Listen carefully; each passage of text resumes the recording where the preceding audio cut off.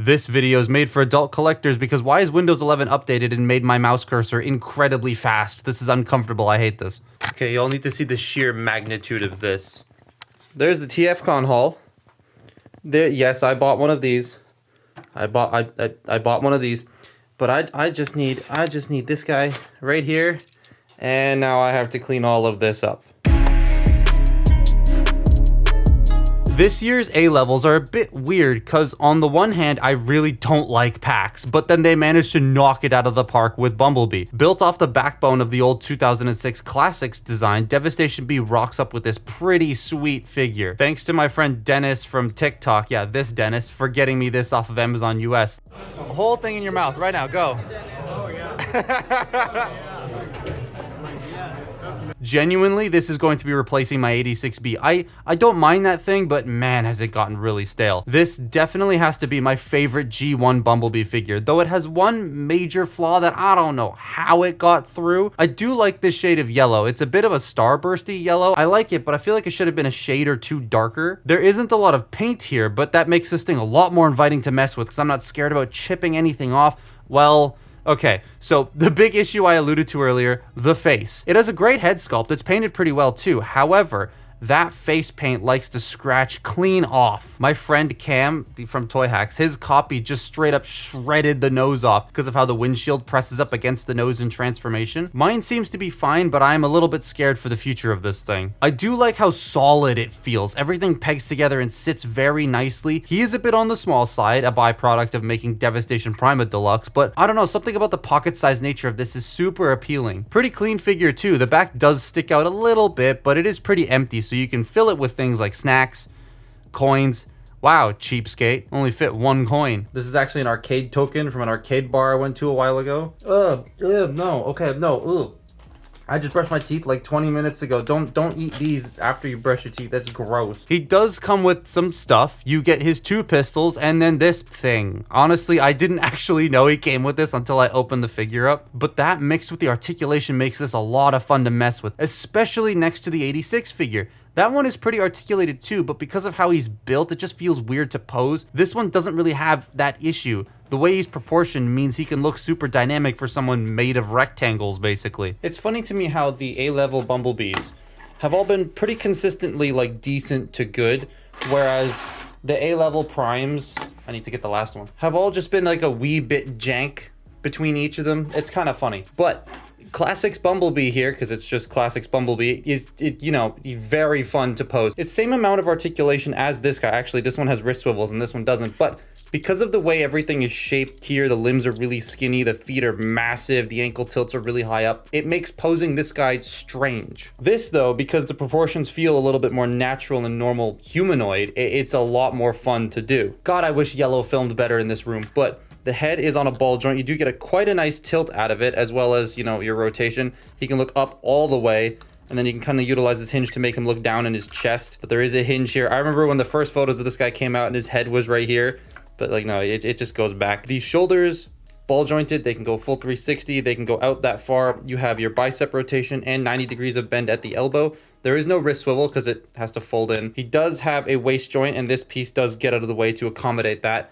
The hips can go forward that far, they can go back that far, they can go in and out. I was a little worried that it was going to do that thing where if I rotated the waist a little bit, the legs wouldn't go forward, but they do. It works pretty well. You do have your thigh rotation, you have 90 degrees of bend at the knee, and then if you want to use the transformation hinge, you can get just a little bit more of a bend at the knee there to bring it around, which I like. And the ankles, they can go down, they can go up, and you have ankle tilt. So he's an extremely posable Bumblebee. I do wish, however, that this hinge didn't move this panel a lot. That's a little annoying. But otherwise, yeah, very, very fun to articulate. A lot more fun than this. I very much like this robot mode a lot. I thought Prime was fine, but they kind of knocked it out of the park with Bumblebee. And his transformation is very fun too. It matches some of the old Classics figures like tropes, but the way the torso works is so interesting. I just don't want to scrape the nose off.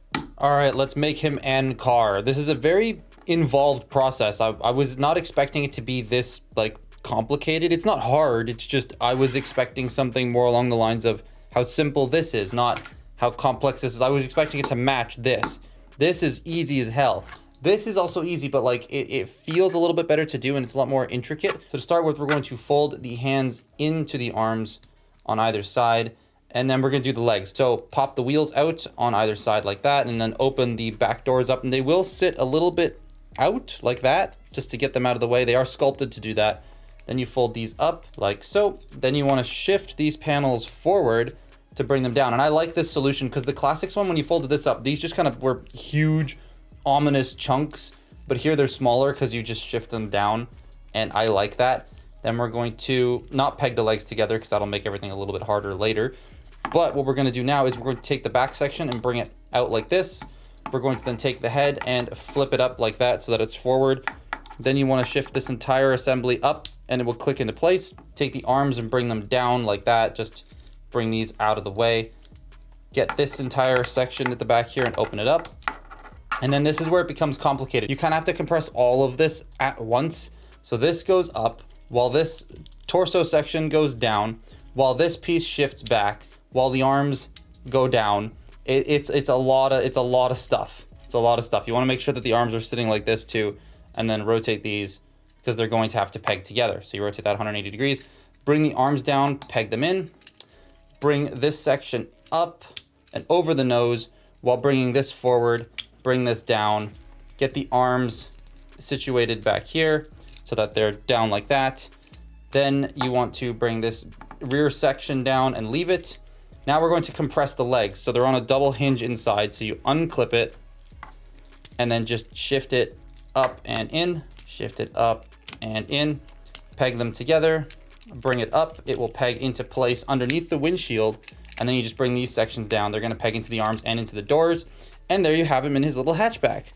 It is a little involved in the middle, I will say, but I still really enjoy doing that a lot more than doing this thing.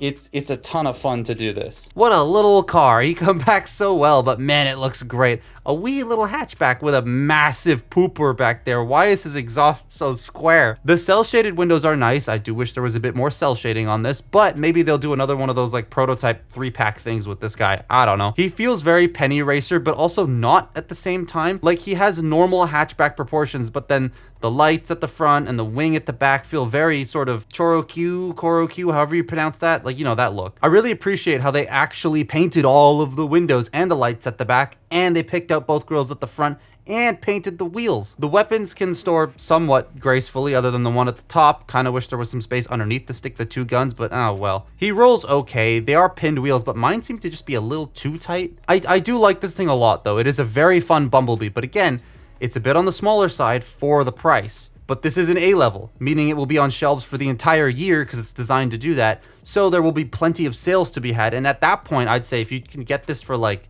I don't know, 15, 20% off, that would be great. Full price though, But that's been my look at Devastation Bumblebee. Follow me on Twitter and Instagram, and I'll see you next time. Bye-bye.